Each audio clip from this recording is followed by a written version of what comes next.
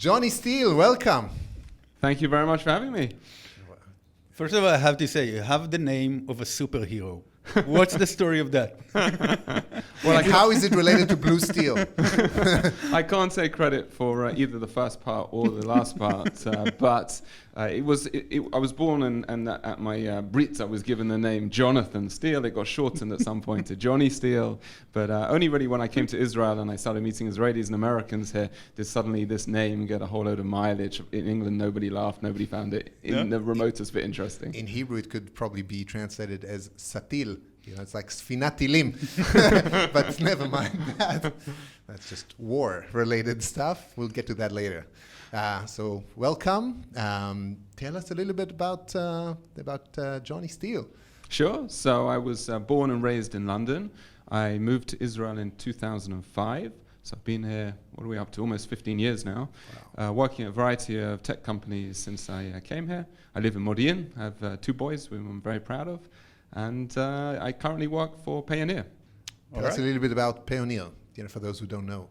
So I'll tell you a quick story. Very recently I was in India, and as I flew into Mumbai, I was at the immigration, and the immigration officer in Mumbai was very similar to how they are all over the world, the Homeland Security people in the US, very serious, very stern, and part of all the questions, and then the fingerprints, and this fingerprint, and the photo, and look here, don't smile, take your glasses off, take your hat off. And then he says, so the purpose of your trip is business. Yes, I'm here for business. What's your company? I work for a company called Payoneer. And what does Payoneer do, he asks. I say, we empower businesses to go beyond borders, beyond limits, and beyond expectations. Not beyond borders, that's not good. And he looked at me, and that was the moment where I realized the answer of what do you do as the VP marketing is all about context. Don't give the marketing fluff to the immigration officer, because at that point he was about to throw me out of the country. So I said, we're a cross-border payments platform. We help businesses get paid. Cross-border also. Yeah. I hadn't thought of that. Payments. Yeah. In the end, they let Payoneer. me in. In the end, they let me in. But there's something in the going beyond and beyond borders, beyond expectations, which is actually far greater than the world of payments. So yes, we do connect businesses all over the world where they need to make payments, mass payments, or even individual payments, small businesses, even individual freelancers anywhere in the world getting paid from different countries. But we see really our mission is far greater than that. And on top of payments, we've added several layers of services, whether it's working capital, which is something I'll talk about a bit later on, helping businesses to grow. And really what we're trying to do is build out our network, build out the ecosystem so a small business or a large business is able to connect with anyone anywhere in the world and really grow a sizable business. And that's what's helped us to get customers in over 200 countries and territories worldwide. Yeah. Some stats about the company, how much money raised, how many employees? So we've been around since 15 years ago, so we're now an established company. We have almost 1,500 employees worldwide. We're in 18 locations worldwide, with the most recent offices opened in Buenos Aires and Lahore, Pakistan. Wow. So really kind of a very global infrastructure that we've built. We have over 4 million customers worldwide, and they really range from brands like Amazon, Airbnb, and Google through to individual freelancers in India or small sellers just starting out in China. So a huge range of customers that we serve. In terms of the size of the company in revenues, and that's something that we're a private company, but in hundreds of millions our revenue now. We're a fintech unicorn and growing very fast, and we're continuing to invest to make sure that we build the company as a real global brand. Super impressive. All right, so let's start. Let's start. Our first activity for today, the quick round, where we're going to ask you quick questions and you're going to answer quick answers. So starting with your favorite marketing tool. I've recently started using Drift, the chatbot on the website. And I think really the answer to that question is there are loads of great tools that are out there. It doesn't really matter which tools you have. What really matters is how you use them. So what I really enjoy about having a chatbot on the website, where we've got a lot of now pre-programmed chats, but also sales agents can jump in depending on the answers, is that you could just continue to test it, continue to optimize it, and based on individual conversations, you start to understand the visitors coming to your website and can keep actually changing the website as much as changing the bot. You're seeing good results with Drift? So far, so good. We've been rolling out country by country, so I think we now have it in about 4 or 5 countries. China was the most recent one that we rolled out in. And as we see in every single country we go into, it's a teamwork of bringing the salespeople into the group together with marketing, together with the global functions, and trying to figure out, here's our template, this is what's worked for us, say, in the US or in the UK, let's see how it can work well for China. And we're converting leads, we're even selling right on the spot to customers, and actually finding some very big customers that are coming to the website that may not have filled in their details, may not have signed up for one of the self-serve plans, but actually interacting with the sales rep, getting a meeting booked, and business coming from it. Awesome product. Check it out. All right. I think one point worth mentioning about it, that's a sentence that my father taught me. When you travel abroad, a lot of people get nervous about the places that they're going to visit. You have this sentence. It's not about the places that you don't visit. It's about the ones that you do. I think that's also applicable to like picking a marketing tool. Because a lot of marketers there are so many tools, I don't know what to choose.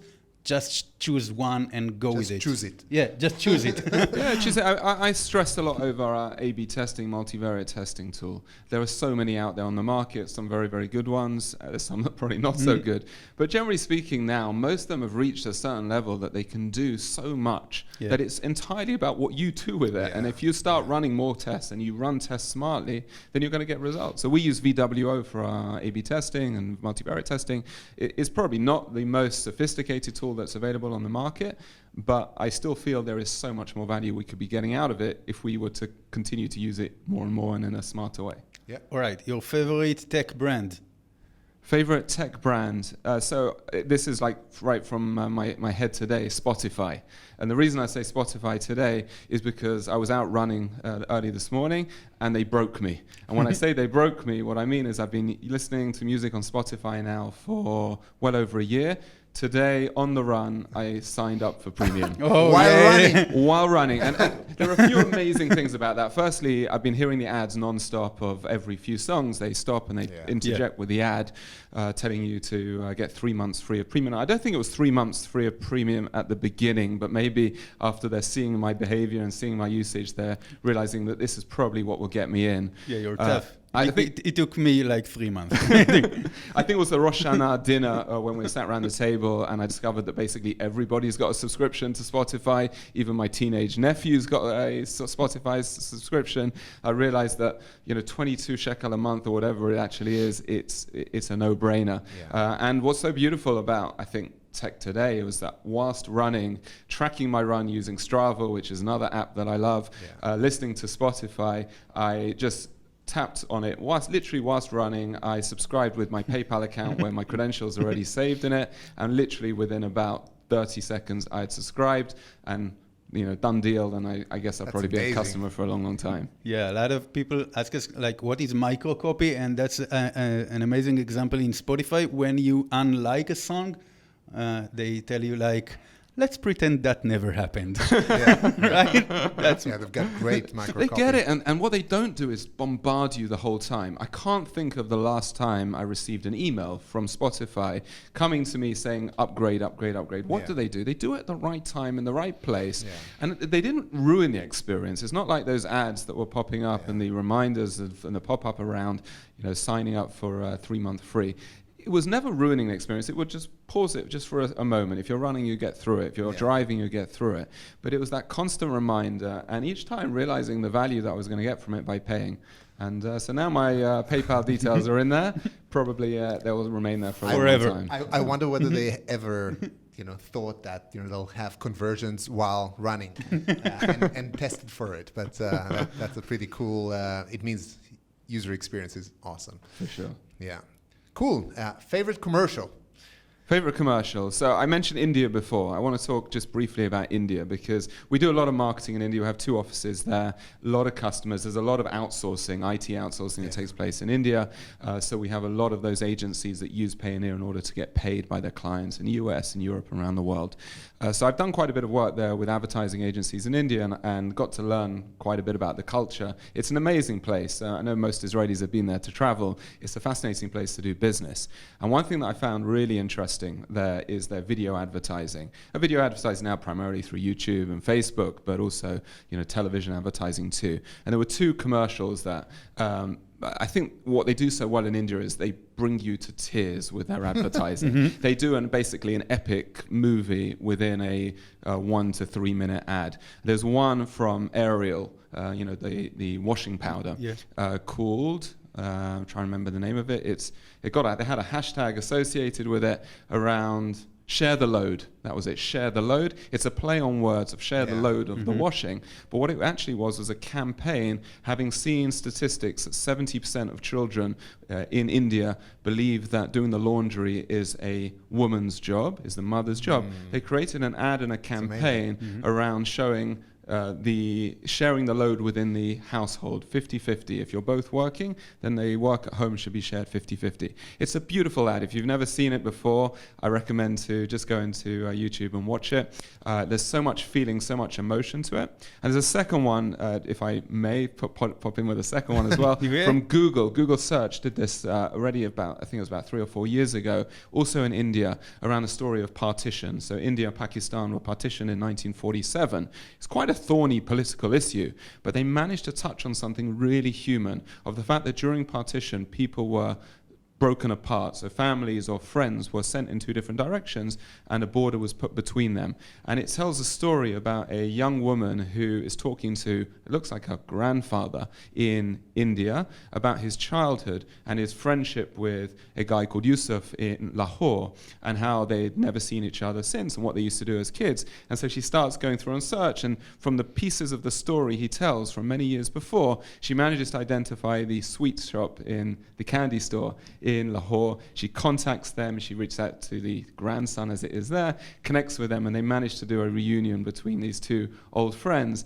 And there's so much emotion that it brings you to tears. And I think that's a great ad. A great ad is something that either makes you laugh or makes you cry. I'm one that easily goes for the cries more than the laughter. Love it.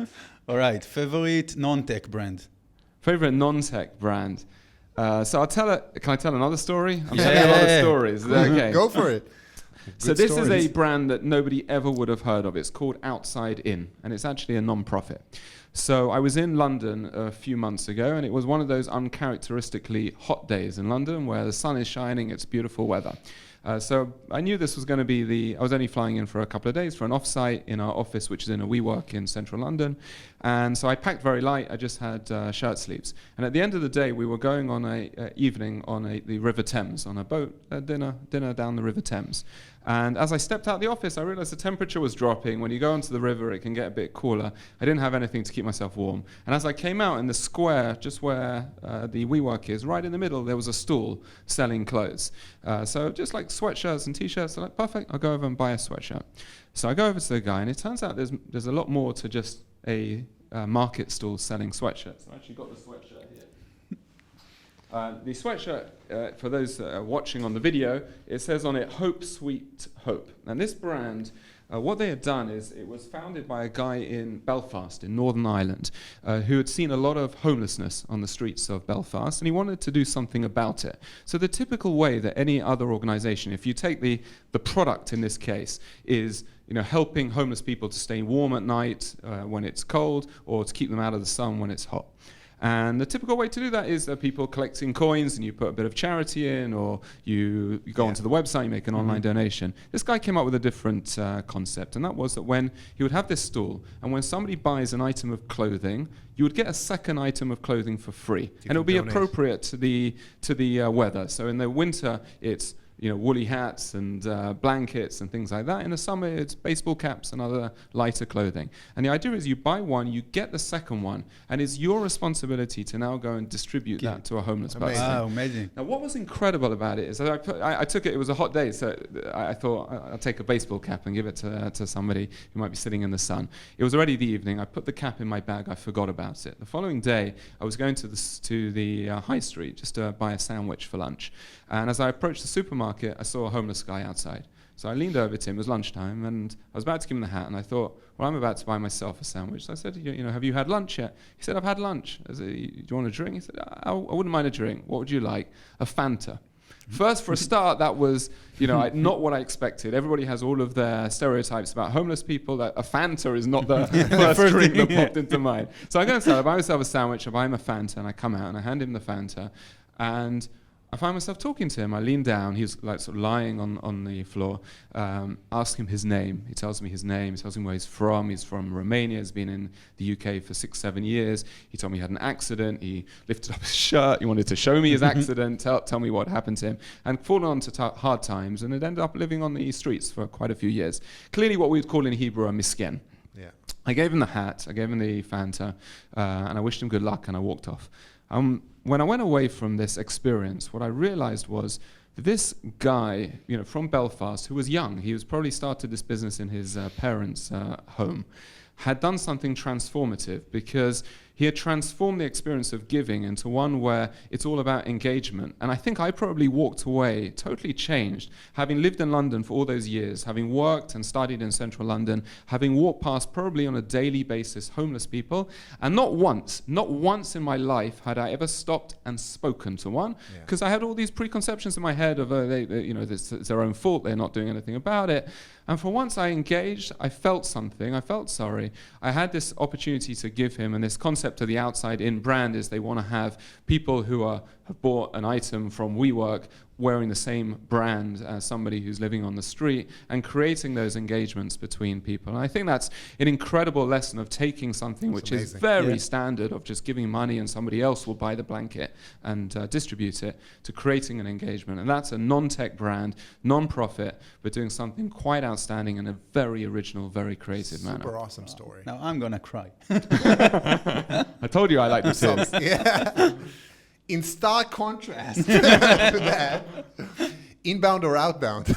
Inbound or outbound? So I think everybody always likes to say inbound today and diss outbound a bit, and say outbound is all about interrupting people, getting in their way. It's not relevant anymore. It doesn't get any success because people are not interested in looking at banners. Nobody clicks on banners, even emails. People have got ways, through the Gmails to sort of block them and all. And so everything is about inbound and generating interest, and whether it's through content, events. I think I probably agree with that to the most part, but I think there's a reason why billboards still exist and why advertising still exists. Right now we're going through an effort to release a new product in the US. I just rolled it out. It's a product called Capital Advance, which helps e-commerce sellers, say Amazon sellers, coming up to say right now we've got the holiday season, they need more capital, they need cash in order to grow their inventory. In order to do so, we've got a way that, because we know their performance as a seller, we're able to extend to them an offer of working capital right away. We're doing this now for domestic sellers. Our entire history has been about serving international cross-border sellers. So amongst domestic sellers that are in the US, selling in the US, nobody's ever heard of us. So yeah, we can continue to do it through inbound, and we can create content, and we can do that kind of thing as well. But at the same time, we also want to do some pretty, big advertising campaigns out there and build the brand. So I think there's room for both. I think in most cases, inbound and outbound will complement each other. If I had to look at what we do, mostly it's inbound. But I think the real question today is whether it's relevant or not. And when you do outbound marketing, if it's relevant and it's creative and there's a story to it, like the example of the sweatshirt I'd sold before, where there's a real story, you can be very successful with that as well. Right. Online or offline? Both. We're doing stuff all over the world, and I don't think that you'll find many companies that have such a global footprint. I mentioned PayPal. I'm a customer of PayPal. They do a lot on the consumer side. There's some overlap between what we do and what PayPal does, but PayPal doesn't serve as many countries as Payoneer. We're serving businesses really everywhere in the world, except for those few countries that there's sanctions and any other technical reason why it's impossible to go in there. In order to do that and to scale that, we don't have an office in every single, I think there's 196 countries in the world. We don't have an office, we don't have boots on the ground in all of them, so we do heavily rely upon online, but there's a great space as well for offline, building events and building the brand on where we can. So that's about prioritizing the markets and doing offline where it counts. Okay, now over to the epic campaign corner. I know there's a lot of examples, but tell us a bit about one that should go into the history books. So I think the most epic campaign that I can talk about is what we call our Payoneer Forum. It's our a flagship event we've been hosting now every year in about 30 to 40 cities worldwide. And I'll explain a bit about how we got to this. And it's not like an epic campaign in that it's something that nobody has ever done before. And I think that there are a few cases like that where you can do something totally transformative that nobody's done before. But in many cases, it's about just doing something, and if it's working, to do it better and keep doing it better and then start to scale it. And for us, when I joined Payoneer a little over 5 years ago, we didn't have that global team that we have today. So in most countries, other than the US, Israel, and one or two others, we didn't have anybody there at all. We had a marketing team entirely based in Israel. So everything we were doing around the world was remote. And so we started by working with brand ambassadors. So we reached out to top customers who were really like power users, who we could see had some influence. We appointed them as brand ambassadors, and then we asked them whether they could help us to not only represent Payoneer at meetups that were going on in their city, but also to start hosting events on behalf of Payoneer. And that's how the Payoneer Forum began. It started as something very casual, like a casual meetup, just beers and nuts, one or two speakers, a very casual gathering of... Tea? Tea in some countries. If I was in charge, it would always be tea.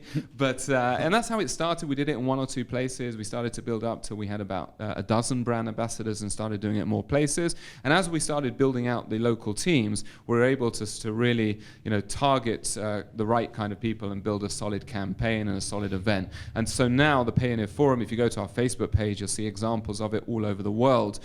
It is now, I would say, a full-scale conference that we are able to run at real scale. So every week or two we're hosting yet another one. Still this year we have events coming up in Korea, in Seoul, where we're going to have over 1,000 people. Wow. In Japan we're going to have one in Tokyo with about 500, 600 people.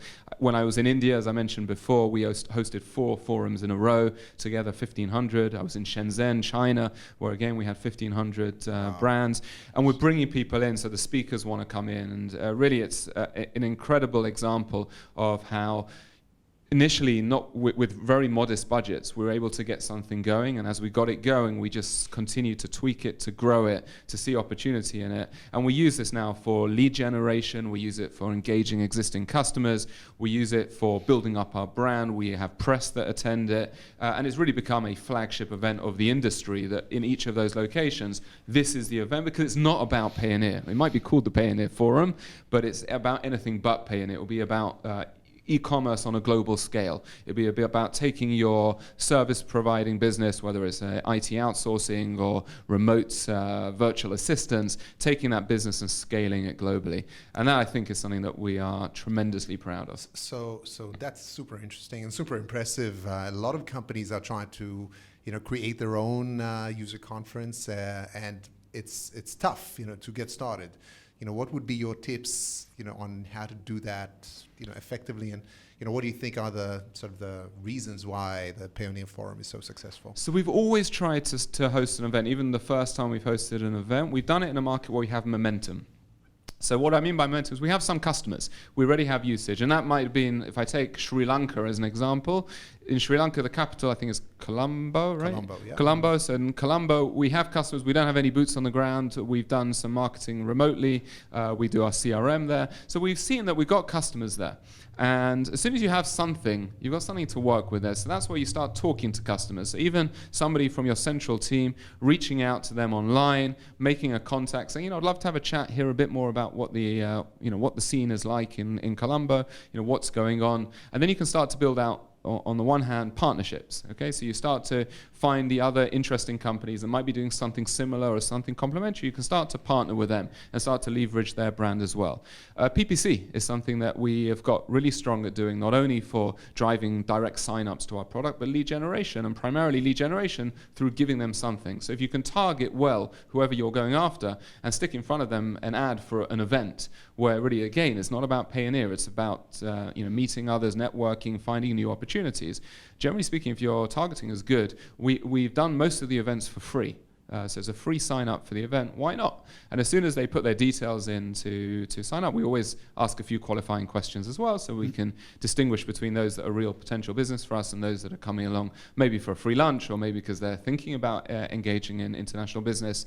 It gets things running. So you've got your existing customers, you've got potential customers. Through partners, you've got customers of other companies as well. And then slowly you build it up. And a meetup can be 20 people, 30 people to begin with. You can just do it in a bar. Just get started. Once you've done one, you're going to have more to build off because you've got the people that came to the last one who will then become kind of like your ambassadors who will bring their friends along to the future events. So it just builds momentum. So the size and the scale of the events that we host today, the one in China, we had, I think, about 50 sessions across 3 different tracks in the largest hotel in Shenzhen, in South China. Next year would have to be in a conference center because we're so big. And the only way we got to that is step by step.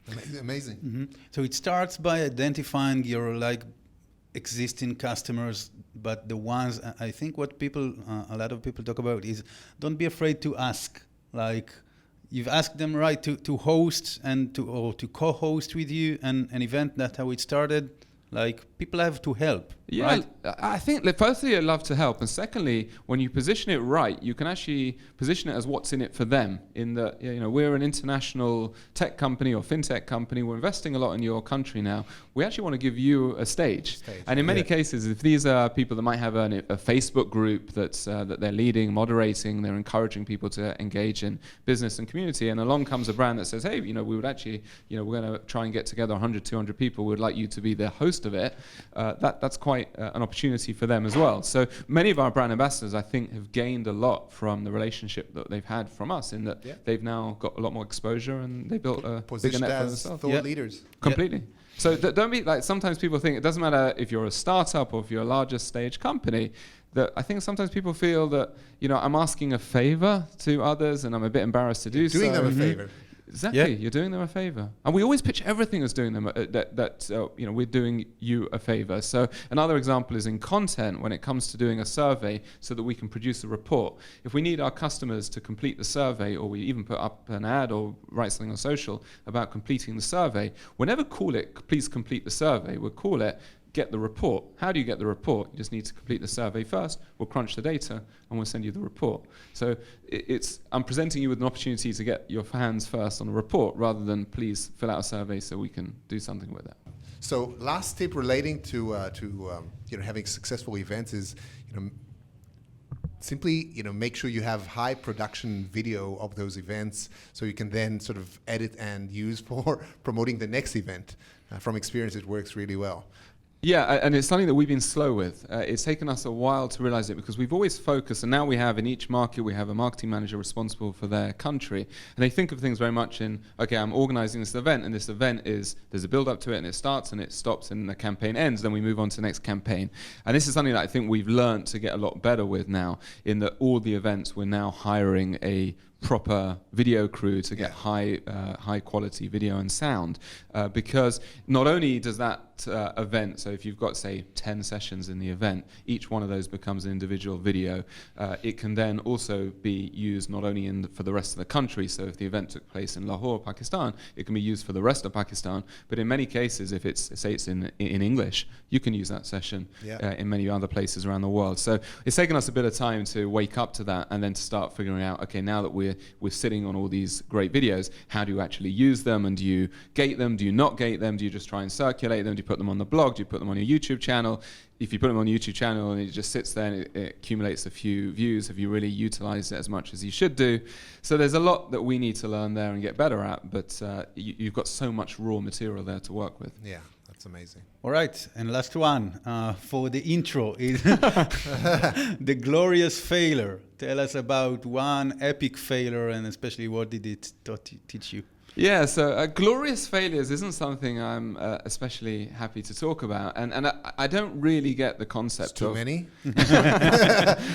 He never fails. He's a superhero. And it's not that there haven't been any. There have been plenty. But I would say there have been many more small mistakes, and I don't really get the concept of fuck up night. And around fuck up night, I think I've been to one or two of them. I think the concept is you need to go in there and talk about an epic failure, something of massive proportions, and I don't really know why that deserves celebration. The reason is because I think that you should be making a lot of small mistakes along the way. You should be testing things, a PPC campaign, you should be testing a landing page, you should be testing new messaging.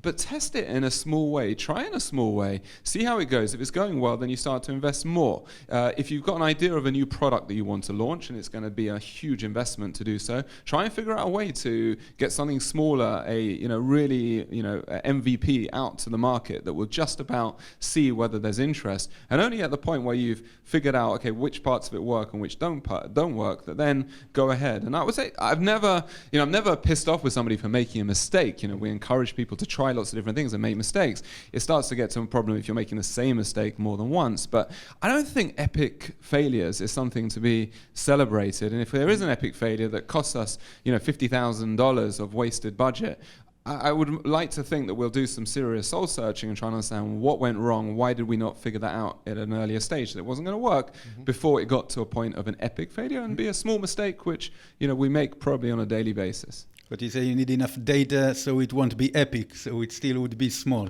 Yeah, look, some people I'm sure would argue with me and say, look, sometimes you have to go all in. And in order to go all in, a little tests and a bit of data isn't going to give it enough. Some people are also human, they make mistakes. For sure. And I understand what you're saying. Something you see in R&D teams, the pizza thing where, if the developer messes up or something, so, if it's a small mistake, it's like a part of a pizza. If it's a big mistake, then they buy a pie for the whole team. I like that because it's kind of compensating the rest of the team around and saying, my hand's up, I fucked up, I made a mistake, here's pizza, let's get on with it, let's all clean up the mistake I made. But I don't really see, the idea of celebrating an epic failure. Fair enough. Fair enough. All right. Cool. And there have been plenty of epic failures. I'm just not going to talk about it. We'll take that offline. So, Jonny, I noticed you have a master's in war studies. How does that work? And how, what lessons can we learn, related to marketing? Well, I studied in London. My first degree was in law. My original idea was to become a lawyer. I'm the son of a lawyer. I'm the brother of a lawyer.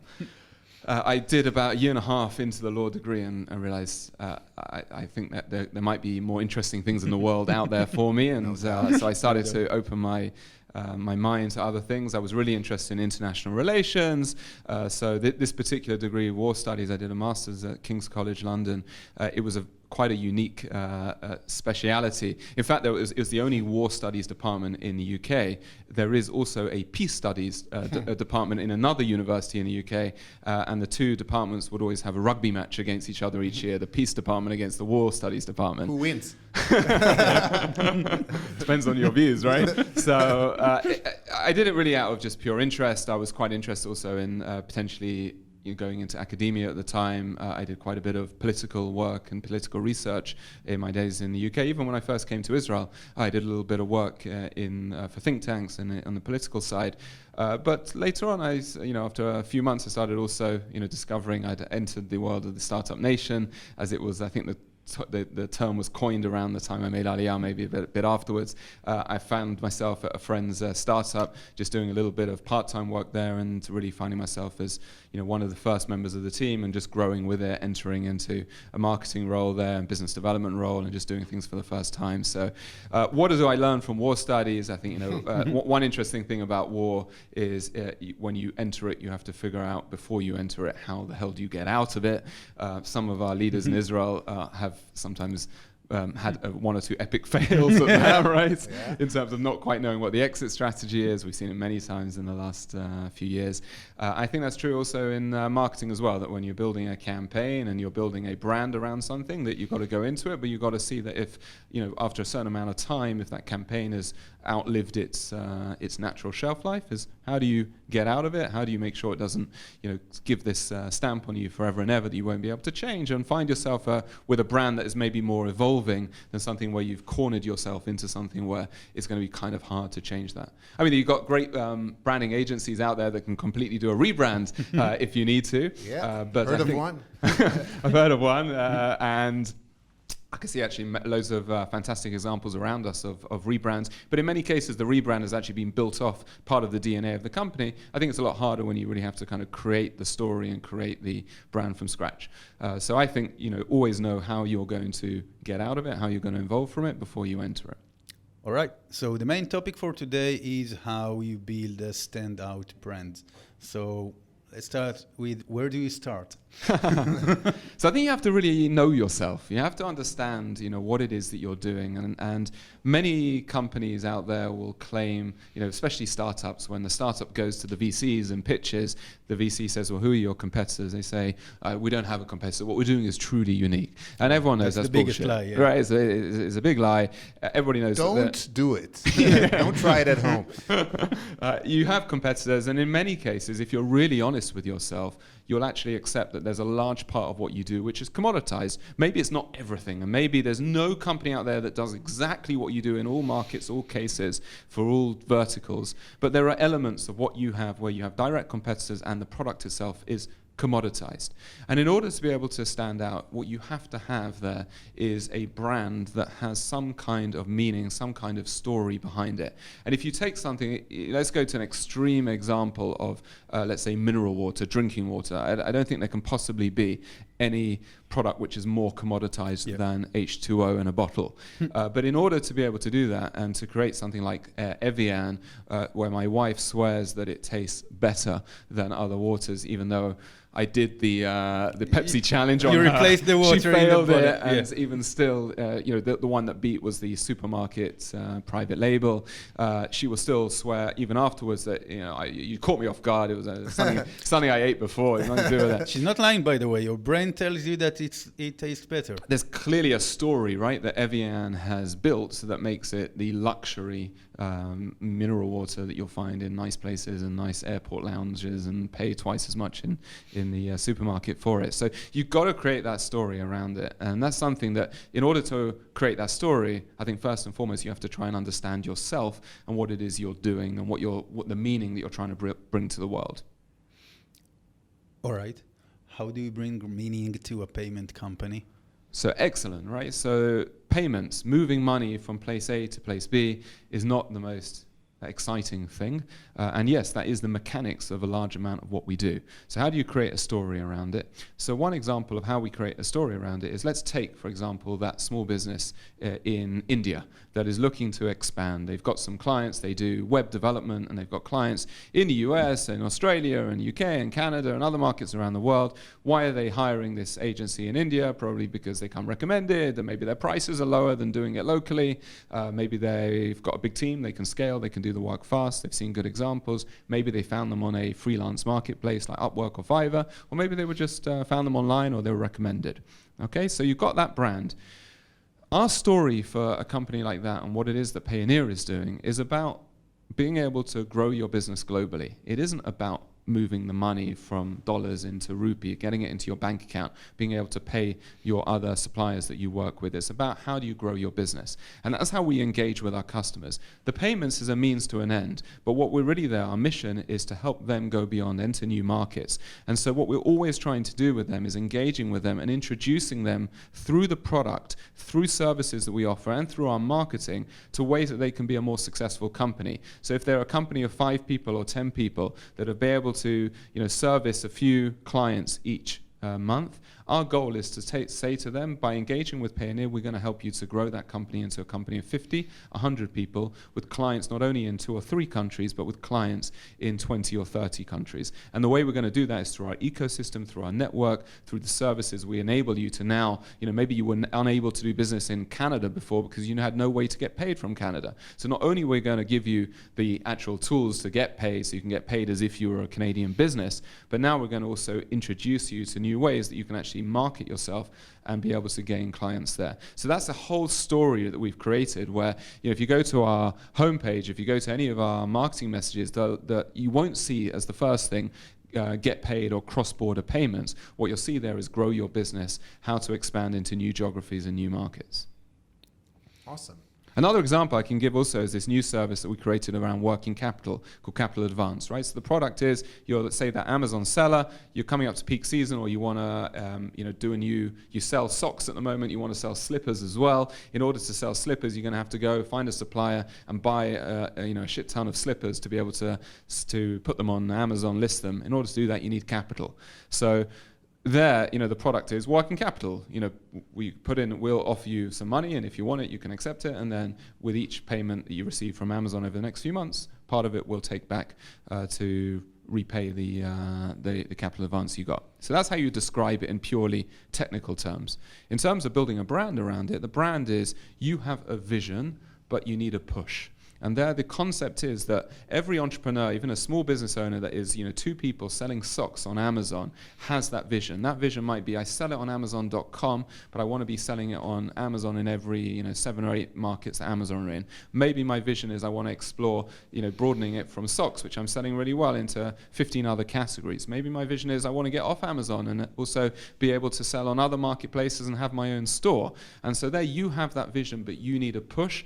And Payoneer will be the company that will give you that push you into the places that maybe you're not quite ready to take that leap, and we'll help you get there by putting the opportunity in front of you and making it easy to do it in a way that's scalable for your business. So that's telling a story. Everything is about telling a story around your core value that you bring your customer. So even if there is another company that does exactly the same thing in terms of providing financing to Amazon sellers, if they describe it in those purely technical ways, and we describe it in this story of you've got a vision, you need a push, then that gives us a differentiator, and it makes the customer feel that we really are their partner that has their back and trying to get them into places they want to be.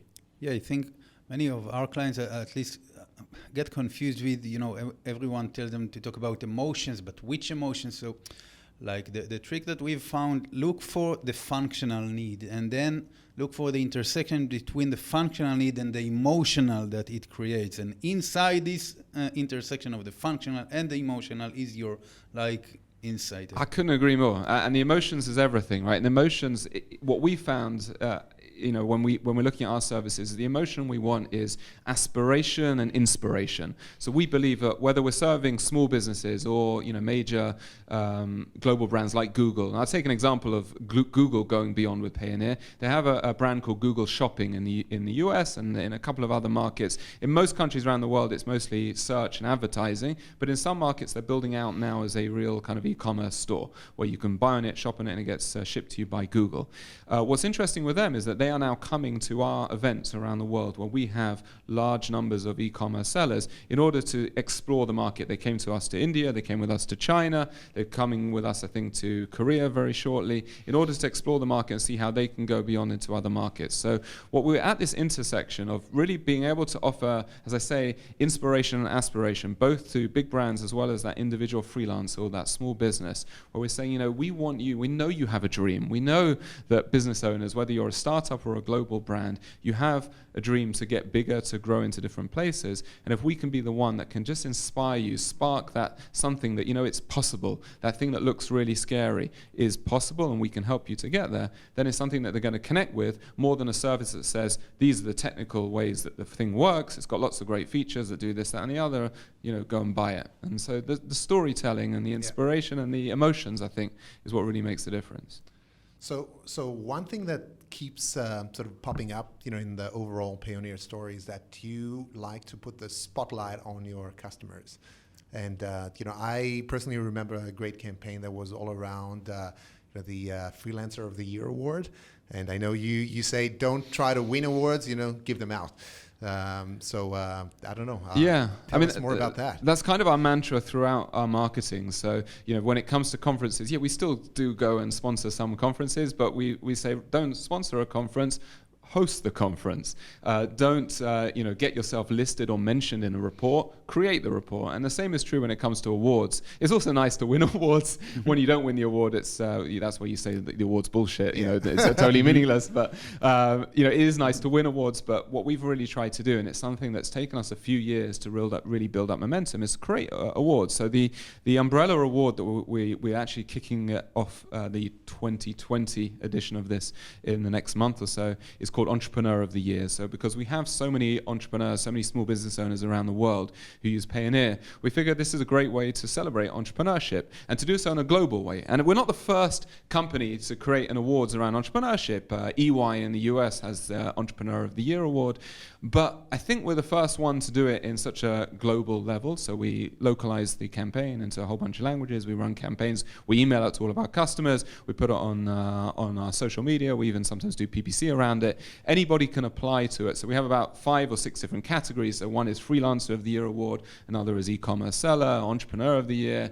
A couple of others I can't remember. One thing we're trying to get into this year about is also around values. A business that has a set of values and trying to celebrate meaning and values as well as clear results. In many cases, the winners have been individual, sole proprietors of a business. It might be in a really small business, it might be a growing business, but it's a great way. And in every year, we've had more and more entries to it. We celebrate, the winners from a whole bunch of different countries. So it's a global competition, and or it's localized for each. It's global, so we don't necessarily have a winner from every country. Maybe one day we'll get to a point where, for Freelance of the Year, we'll dish out a whole load of awards. And in previous years, we've actually given a $1,000 prize for it. And I think that's a question of a lack of confidence. At the very beginning, when we first did it, we were like, who the hell are we to be dishing out awards? Awards are given out by, big companies that are supposed to give out awards. Mm-hmm. And then the moment you think about it, who is giving out awards? You might have Forbes that does a FinTech award, or you have the...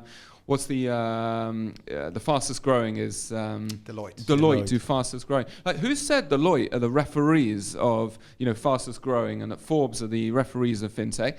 They did. One day they got out of bed and they said, let's do awards. So we're like, well, we really understand entrepreneurship. Why can't we be the host of it? So the first year we did it, we said the only way people are going to enter this is if we offer them a prize. So we did $1,000. We've now reached a level of confidence that we realize people want to win this award because there is, kavod, there's respect in winning an award. Mm-hmm. And that, at the beginning it was all virtual, so we gave them a logo. Now, because we run these events all around the world, whenever we come next to the city of a winner, we actually make a presentation on the stage. So I had the pleasure of doing that in Kyiv in Ukraine. Okay. I was there for one of our forums, and the winner was a business owner, has about, I think, 20, 30 employees.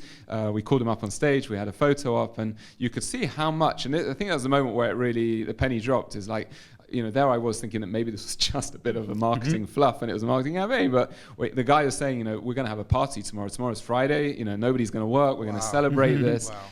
And you see that, you can actually establish yourself as an authority through that. And that's just each year, making a bit more of an effort.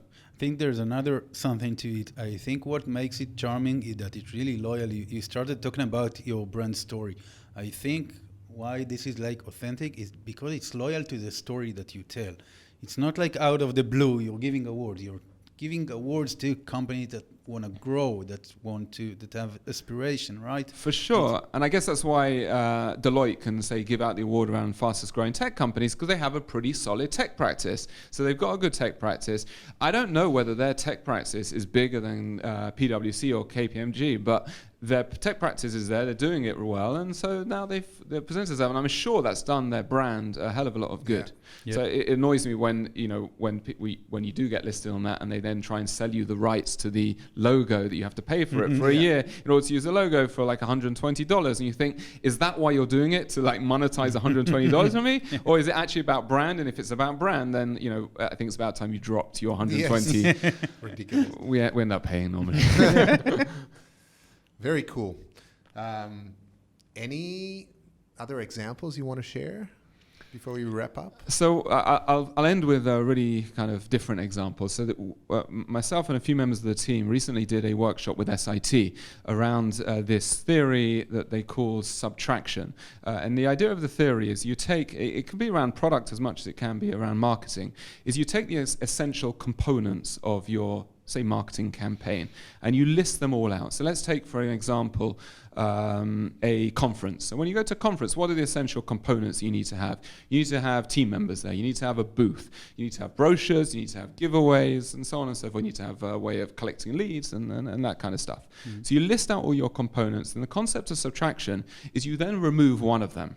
And if you created your list well, every one of those components are what you viewed as essential to it. So you take one of them out, and let's say the thing you take out is the booth.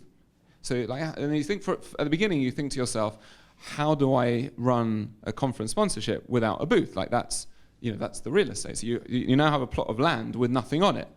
So what the idea of this theory is, it really creates this opportunity to be really creative, because you think, all right, well, you don't have a booth, so you bring your people around and say, well, let's brainstorm. What could we put there instead of a booth? And then you start coming up with all sorts of crazy ideas, and whether those ideas are then going to be, well, instead of having a booth, let's have a climbing wall and stick that up in the middle of the conference, or let's have a karaoke station instead, or let's have a magician, or let's have a falafel stand. And whatever it is that you are putting in that thing, it creates an opportunity for a dialogue where it pushes you into a place where you never would have gone if you hadn't subtracted that attribute. So something we're starting to try and do more. And it doesn't necessarily mean that you end with a falafel stand there, but it does lead you into, by removing one of the essential components, it does lead you to think in a way that you never thought before. Yeah, I love it. If I can take the falafel example just a tiny bit further. So I saw an amazing thing. It was on my birthday. We went to the Agam exhibition in Rishon LeZion. There's a museum there, quite a new, really beautiful art gallery. Went there with the kids, and after we'd finished, a bit hungry, we're like, let's just go out for a quick falafel. It's my favorite food. Looked into Google, like, where's the closest falafel? Falafel Belgi, Belgian falafel. Have you ever heard of this before? No, but that sounds a bit like Cimarron. Right, right. So I just assumed it must be like a Belgian guy that opened a falafel shop. We go there. And the first thing that's quite noticeable about it is that the whole wall, I guess similar to this kind of wall, is full of cuttings of newspapers about the falafel shop. And falafel, going back to what we said before about not having competitors when you really do, is there anything more commoditized than falafel? It's a place where there probably hasn't been that much innovation. There's falafel arba pa'amim that exists in a few places. But other than that, every falafel shop, there are some that are a bit better, some that are a bit worse, but it all does exactly the same thing. The concept they came up with is that, I don't think they necessarily use SIT's theory around subtraction, but they removed actually two essential items from it. They removed bread, the pita, and they removed oil from it. Okay, so how do you create a falafel shop when you don't have pita and you don't have oil? So they created a way of making, I guess, like the pita shape out of falafel itself. So the falafel bowl had been shaped into like something to hold stuff. They were creating it, they were making it in a Belgian waffle maker. It's done with no oil whatsoever, and then they fill this kind of huge falafel with the salad and the hummus and the tahina. Is it good? And you eat it, and it's got loads of press. You see loads of social media stuff around it now, and I think it's going to open up in a few other places. What's interesting about it is it opens them up. I just found it by chance, but it opens them up to new markets. Gluten-free, which is a growing market. So this is a gluten-free falafel, and anyone who's like really health conscious and doesn't like the idea of oily food and that, this is a falafel with no oil. In answer to your question, was it good? I'm still going to go to falafel, which is my favorite one. But there was something about like, wow, that is creativity. That is taking something where there's no innovation that's been done to it. 5 stars for creativity, 3 for taste. And you got a good story, man. It's a good story, and you will get people going back there. Maybe they've just opened themselves up. Maybe it's crowded, falafel space in Rishon LeZion these days. But there's now one falafel shop which is different. It gets PR because it's just they're doing something in a different way. I don't know if they sell the regular falafel there as well or not, but they can now build their entire brand around this small kind of twist that they've done there. So it just shows you, even in the places which are the most commoditized, where you think there's no room for creativity, there is always a way to rethink it, whether it's rethinking the product as they've done or rethinking the way that you market it, that will always give you a unique story, a unique brand, and be able to succeed and shine. All right. Out of the pita, creativity. Out of the falafel. That's great. All right. Jonny, thank you very much. Thank you so much for coming. It's been great to chat with you guys. Yeah, man. Thank you. That's great. Thank you very much. Cheers. Cheers.